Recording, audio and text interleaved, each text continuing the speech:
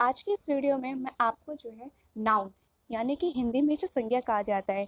तो मैं आपको इसकी एक्सप्लेनेशन दूंगी कि नाउन क्या होती है, उसकी परिभाषा क्या होती है, नाउन कितने टाइप्स के होते हैं। हिंदी और इंग्लिश में इस वीडियो में आपको पूरी एक्सप्लेनेशन दी जाएगी।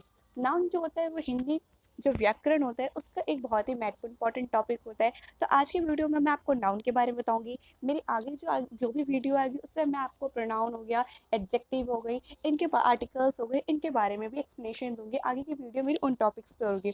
तो चलिए बिना लेट के अपनी वीडियो को स्टार्ट करते हैं। सबसे पहले नाउन, जिसे हिंदी में हम क्या कहते हैं, संज्ञा कहते हैं। इसकी परिभाषा क्या होती है, उसको हम सबसे पहले परिभाषा जो जानना होता है बहुत ही ज़्यादा इंपॉर्टेंट हो जाता है। तो चलिए मैं इसकी परिभाषा को रीड आउट करती हूँ। वह शब्द जो किसी प्राणी, व्यक्ति, वस्तु, स्थान, गुण, अवस्था, भाव और विचार का बोध कराता है, संज्ञा कहलाता है। यानी कि कोई भी एक यानी कि संज्ञा क्या होता है, कोई भी व्यक्ति की, वस्तु, स्थान, इनके जो भाव है, इनके जो विचार है, अगर इनका बोध कराते हो तो उसे हम संज्ञा कहते हैं। व्यक्ति में आप किसी भी व्यक्ति का नाम ले सकते हैं, जैसे राम हो गया, श्याम हो गई, राधा होगी, गीता हो गई, मीरा हो गई, अशोक हो गया। तो ये सारे व्यक्ति में आज व्यक्ति के एग्जाम्पल में आ जाएंगे। इसी के बाद अगर हम बात करें कि किसी भी प्राणी के, उसमें मनुष्य भी आ जाएंगे, तुम्हारे सारे पशु पक्षी भी आ जाएंगे, एनिमल बर्ड्स भी आ जाएंगे आपके। इसके बाद अगर बात करें किसी भी वस्तु, यानी कि इंग्लिश में से थिंग कहा जाता है, थिंग में आपका कंप्यूटर वगैरह आ जाएगा। और भाव, भाव में क्या आता है, तुम्हारे इमोशंस आते हैं, यानी सुख हो गया, दुख हो गया। तो इसे हम क्या कहते हैं, इसे हम कहते हैं संज्ञा। इन्हें तो भाव के एग्जाम्पल हो गई है। इसके बाद अगर हम नाउन यानी कि संज्ञा की जो है इंग्लिश में डेफिनेशन देखें तो वो क्या है, a noun denotes the name of a person, animal, place, thing, state, feeling और an idea. In simple words noun is a naming word.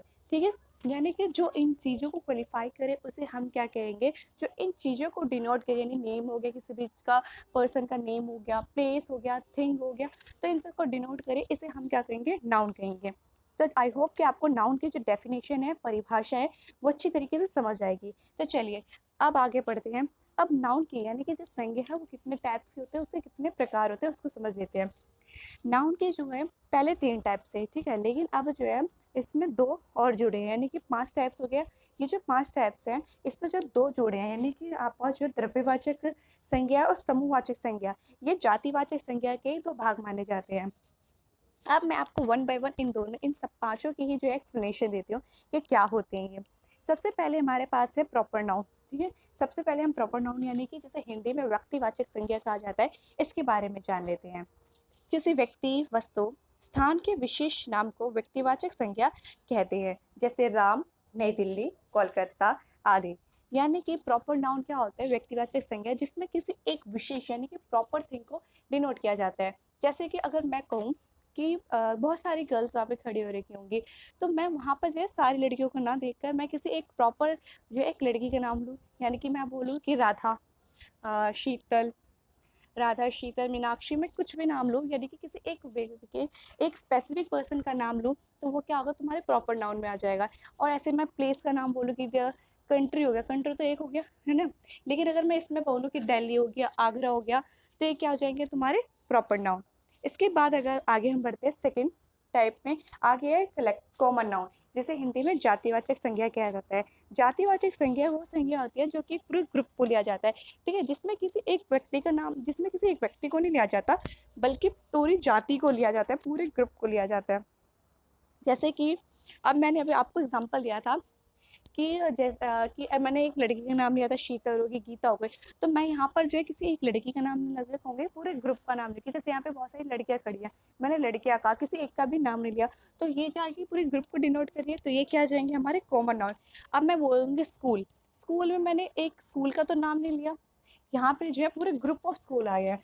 और हॉस्पिटल, हॉस्पिटल में मैंने तो कोई भी एक गवर्नमेंट ना ही प्राइवेट हॉस्पिटल के नाम, स्पेसिफिक चीज़ के तो नाम नहीं बोला, कॉमन है, कोई सा भी हो सकता है, हमें क्या है ना, तो ये किस में आ जाते हैं, तुम्हारे कॉमन नाउन में आ जाते हैं। इसके बाद थर्ड टाइप है आपका कलेक्टिव नाउन।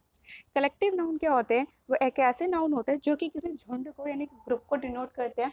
जैसे कि अगर किसी परिवार का, के परिवार हो गई, जनता हो गया, ठीक है, यानी कि किसी गुच्छे को बोले, जैसे चाबी का जो बंच ऑफ होता है उसको बोल दिया जाता है, या फिर किसी चीज़ की भीड़ हो गई, किसी लोगों की भीड़ हो गई, तो उनको क्या कहा जाता है, ये सारे हमारे कलेक्टिव नाउन के एग्जाम्पल हैं। कलेक्टिव नाउन वही होता है कि जो आपके समूह को ग्रुप को डिनोट करे। इसके बाद आता है हमारा मटीरियल नाउन। मटीरियल नाउन को हिंदी में जो है द्रव्यवाचक कहा जाता है, ठीक है।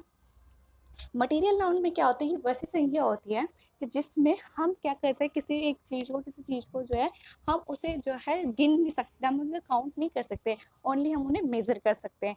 फॉर एग्जांपल आपका जो है पेट्रोल हो गया, पानी हो गया, सोना चांदी तेल हो गया, ऐसे सारे क्या चीज़ें हैं जिन्हें हम काउंट बिल्कुल भी नहीं कर सकते, इसको क्या हम मेज़र कर सकते हैं।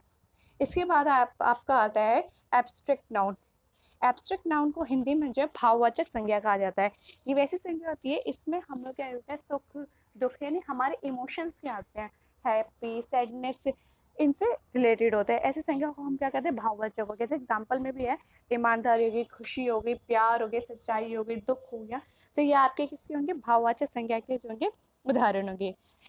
आई होप कि आपको जो है नाउन, इस वीडियो में आपको नाउन, नाउन की डेफिनेशन और इसके टाइप्स अच्छी तरीके से समझ आए होंगे। अगर फिर भी अगर आपको कोई डाउट है तो आप मुझे जो है तो आप मुझे कमेंट सेक्शन बॉक्स में जो है मैसेज करके बता सकते हैं। Thank you for watching my video.